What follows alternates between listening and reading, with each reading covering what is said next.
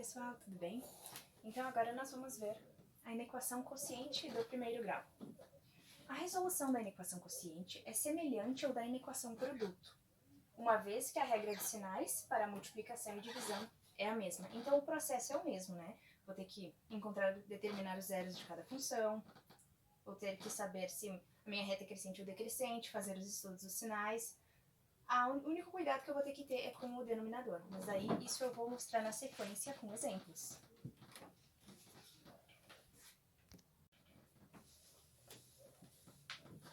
Muito bem, pessoal, então vamos agora a um exemplo. Muito importante. Temos um detalhe muito importante nesta situação de inequação quociente. Por quê? Primeiro tenho que observar que aqui no meu lado do direito da desigualdade, eu tenho um número e esse número não é o zero.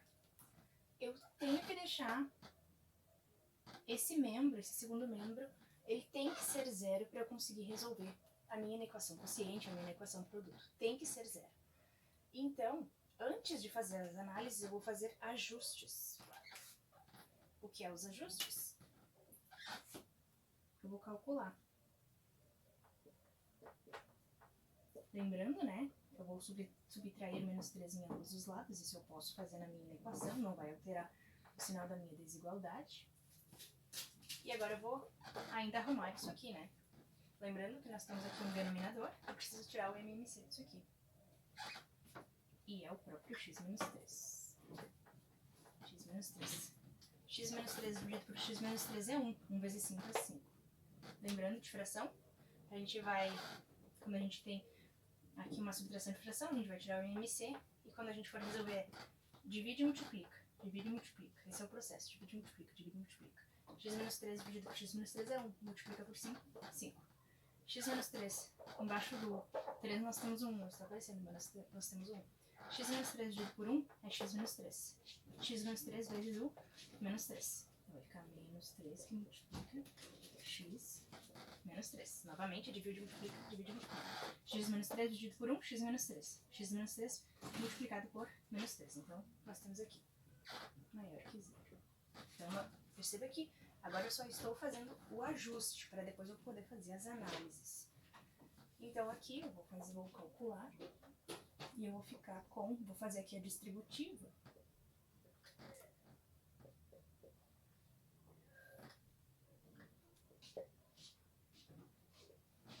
Perceba que eu ainda tenho valores que eu posso unir, juntar. Então, eu vou somar, né, o 5 com o 9. Vou ainda organizar isso. E eu vou ficar com menos 3x. Deixa eu apagar aqui melhor.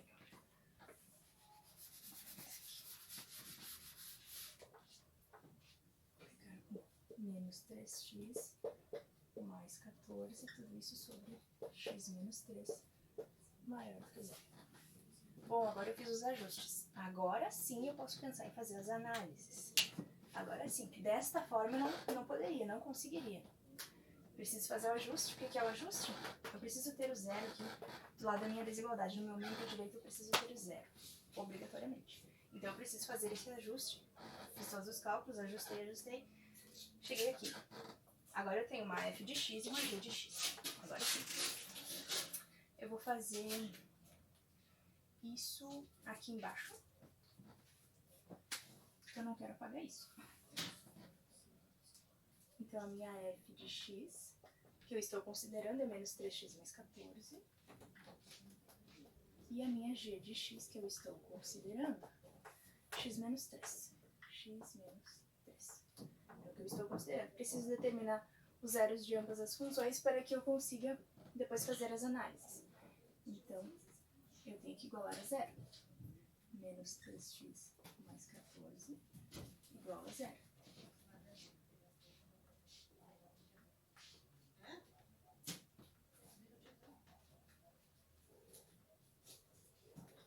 Então, o zero da minha função f de x é 14 terços. E eu preciso também determinar aqui, então também igual a zero. Igual a zero. Vou fazer aqui embaixo. X é igual a 3. X é igual a 3. Aqui eu quero chamar a atenção de vocês que sim, eu preciso determinar os zeros de ambas as funções para eu conseguir fazer as análises, mas observe que eu tenho aqui ó, que é o que eu estou considerando. Aqui eu tenho um quociente, eu tenho uma fração, eu tenho uma divisão. Quando nós realizamos o estudo do domínio, vocês lembram que o meu denominador não podia ser zero? Porque se fosse zero, nós teríamos uma indeterminação matemática e daí nós não teríamos uma função, ou seja, o denominador ser diferente de zero é uma condição de existência. Então aqui isso também vai acontecer. Então o que eu vou pensar? O valor que eu encontro para o zero da função aqui em g de x igual a menos 3, é exatamente o valor que, se eu usasse aqui, iria zerar o meu denominador, né? O meu x aqui é 3, observa que se eu substituo aqui, 3 menos 3 dá 0. Então o meu denominador fica igual a 0 e isso eu não quero, porque daí não vai existir, né? Então o x ser diferente de 3 é uma condição de existência. Portanto, o que acontece? O meu x, ele precisa ser diferente de 3. Ele não pode ser igual a 3 porque ele está no denominador. Então ele não pode assumir esse valor, porque isso é uma condição de existência. Aqui o x precisa ser diferente de 3. Então eu vou anotar aqui. Aqui o x ele precisa ser diferente de 3. Para todos os casos em que eu tiver uma inequação quociente, eu vou ter que fazer essa análise do denominador. Sempre. Para facilitar, o que acontece? A gente faz o estudo a gente determina o zero da minha função e aquele valor do zero da função é o valor que zera o denominador. Então, quando eu encontro o valor do zero da minha função de g de x, aquele valor que eu encontro é o valor que a função não pode assumir. É o valor de x que a função não pode assumir, porque senão zera o meu denominador e daí é uma condição de inexistência. Daí não vai existir. Então, neste caso, analisando esta função, eu encontrei que o meu zero da função é 3 e, portanto, como está no denominador, o meu x ele precisa ser diferente de 3. Ele não pode assumir esse valor. Não pode. Sempre quando eu estudo inequação quociente, eu tenho que fazer essa análise do denominador. Sempre, sempre. Isso é uma coisa muito importante. Muito bem. Feito isso, agora eu vou pensar no estudo do sinal. Eu vou apagar essa parte aqui que não nos interessa, só para conseguir fazer isso. Essa parte de baixo eu vou deixar, porque essa parte não nos interessa. Essa aqui eu vou apagar.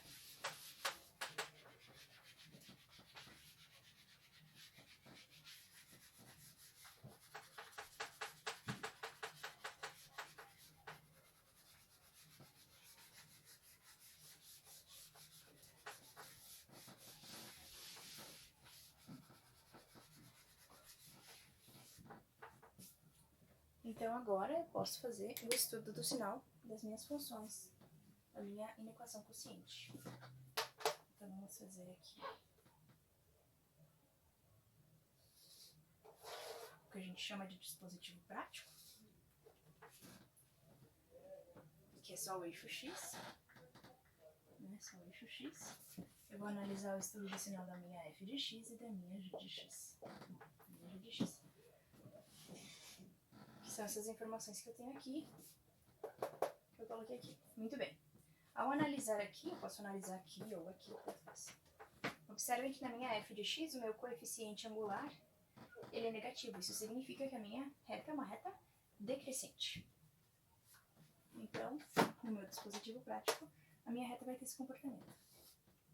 Ela é decrescente. E aqui, na minha g de x, o meu coeficiente angular é positivo, então a minha reta vai ser crescente. Ela vai ter esse comportamento. Nós já determinamos o zero de cada função, então nós vamos informar esses valores aqui. O zero da função f de x, 14 terços. 14 terços. O zero da função g de x é 3. Lembrando que x não pode assumir esse valor, porque senão eu vou ter uma indeterminação matemática. Muito importante eu ter isso em mente. Eu calculei o zero de x, o zero dessa função, como está no denominador, eu sei que não pode assumir esse valor, mas eu preciso saber para pelo menos fazer o estudo do sinal. Mas eu tenho que saber que não pode assumir esse valor, porque está no denominador. Muito bem. Então aqui, os valores de x maiores que 14 terços, a minha função é negativa. Valores de x menor que 14 terços, a minha função é positiva. valores de x maior que 3, minha função é positiva. Valores de x menor que 3, minha função é negativa. Agora eu vou pro 4.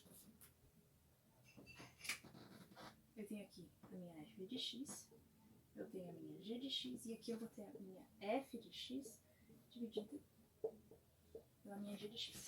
Né? Lembrando que a minha equação quociente, então a divisão aqui. Então, né, como eu nomeei, fica mais fácil de identificar aqui. Muito bem. Agora eu vou ter que localizar aqui e aqui o 14 terços e o 3. Como eu posso saber se o 14 terços é maior ou é menor que 3? Vamos pensar, se o 14 fosse um 12, né, 12 dividido por 3 é 4, 4 é maior que 3. Então, como o 14 já é maior que 12, obrigatoriamente 14 terços é maior que 3. Então, o 14 terços ele está mais à direita. Então, vamos localizar um 14 terços aqui. Um 14 terços aqui. E o 3 está na g de x, né? Como é menor, eu vou localizar ele por aqui. E eu já localizo também aqui na última linha, porque eu vou precisar dessas informações. Então, eu já posso localizar.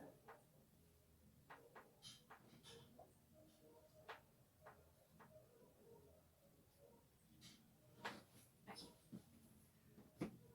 Feito isso, faço as minhas verticais para ficar mais fácil de enxergar os intervalos. Faço aqui as retas tracejadas. Aqui as retas tracejadas. Muito bem, então agora eu só vou utilizar as informações que eu tenho aqui neste 4. Então, olhando aqui para f de x, eu sei que os valores maiores que 14 terços, a minha função é negativa. Então, ela vai ser negativa neste intervalo. E para os valores menores que 14 terços, ela é positiva. Então, ela é positiva, aqui, é positiva, positiva. Se eu analisar g de x, ela é positiva para valores maiores que 3. Então, aqui ela será positiva. Ela será positiva. E ela é negativa para valores menores que 3. Então, aqui ela é negativa. Negativa. Agora eu vou fazer o estudo do sinal, né? Lembrando que ela vai obedecer a mesma regra que a inequação produto, porque a regra é a mesma dos sinais, né? Então, por isso que a gente diz que ela obedece a mesma regra. Então, mais com menos, sinais diferentes dá menos. Sinais iguais, né? Dá positivo. Mais com menos dá mais. Sinais diferentes eu vou ter negativo. Mais com menos dá menos. Feito isso. Feito tudo isso, eu ainda não terminei. Né? Porque eu ainda não cheguei na minha resposta. O que eu quero? Olha pra cá. Olha pra cá, o que eu quero? Eu quero os valores que satisfaçam essa minha equação quociente, tais que esses valores são maiores do que zero. Não são iguais a zero. Como são os valores maiores do que zero, fica mais fácil não errar nessa inequação quociente. Porque como é maior que zero, obrigatoriamente eu não vou considerar o 3, que já é uma condição. Mas eu chamei a atenção de vocês para isso, porque pode ser que a minha inequação quociente ela seja um maior ou igual, um menor ou igual. E aí, se vocês não fazem essa análise, vocês pintam a bolinha. Só que daí tá tudo errado, porque já é uma condição de não existir. Né? Se eu pintasse, se aqui fosse um maior ou igual e eu pinto a bolinha, na verdade, essa inequação ela já não está existindo. Porque daí aqui vai assumir um valor de zero, que é uma indeterminação matemática, então vai estar errado. Então aqui, claro, né, facilita não errar, porque é um valor maior que zero, não é igual a zero. Mas se estivesse pedindo um valor maior ou igual, menor ou igual, eu teria que ter um cuidado redobrado ao analisar o meu denominador. Então é importante a gente já se acostumar a analisar o denominador, até quando pede que é só maior, só menor. A gente se acostuma, se habitua, então a gente tem uma tendência bem menor de cometer erros. Muito bem. Então, como é apenas maior que zero, esses valores, eles não estão no intervalo, eles não pertencem ao intervalo, porque não quer valores iguais a zero. Então, eles não pertencem ao intervalo. Mas, eles querem valores maiores do que zero. Então, ele quer os valores positivos. Né? Agora que para eu saber o resultado, a minha solução é para cá que eu tenho que olhar. A minha condição, qual que é a minha condição? valores maiores do que zero. Então, são valores positivos. Observa, depois que eu fiz as análises aqui, né, dos sinais, onde é que eu tenho positivo aqui? Aqui. Aqui que eu tenho os valores positivos. Então, essa é a minha solução. Essa é a minha solução. Se eu for escrever em notação, antes de escrever em notação, só pra gente interpretar isso aqui. São todos os valores de x existentes entre 3 e 14 terços. O x ele é maior do que 3 e ele é menor que 14 terços. Se eu olhar pra cá, essa é a minha interpretação. X é maior que 3, não é igual, ele é maior, mas ele é menor que 14 terços, ele não é igual. Olhando pra essa minha reta numérica, essa é a minha leitura ao olhar para essa notação. Então, perceba que é importante eu saber interpretar isso para eu poder escrever minha solução em notação de intervalo e notação de conjunto. Vamos lá, então, agora em notação de intervalo. Notação de intervalo, então, os meus valores de x então, estão entre esses dois valores, sem incluí-los. Então, o meu intervalo ele é aberto.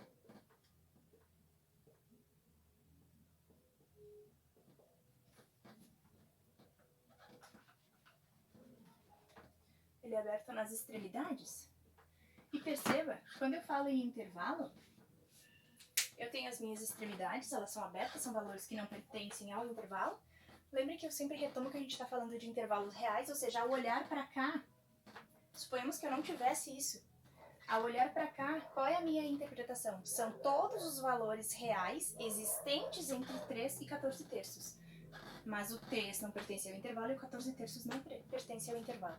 Só para vocês não achar que eu estou falando só desses valores, quando eu olho para uma notação de intervalo, que geralmente é o que o aluno pensa, né?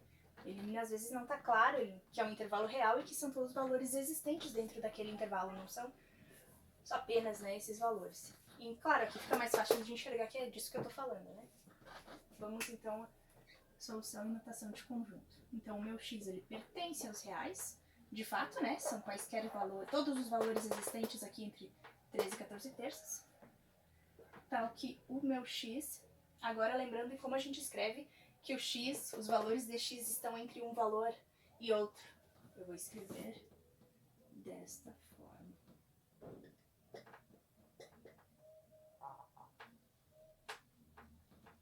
Eu escrevo desta forma. Os valores de x estão entre esses dois valores, mas não são iguais. Por isso que não tem o sinal de igual aqui, mas esses valores, observa que está entre esses valores. Como eu escrevo que os valores de x estão entre esses valores? Desta forma. É desta forma que eu represento.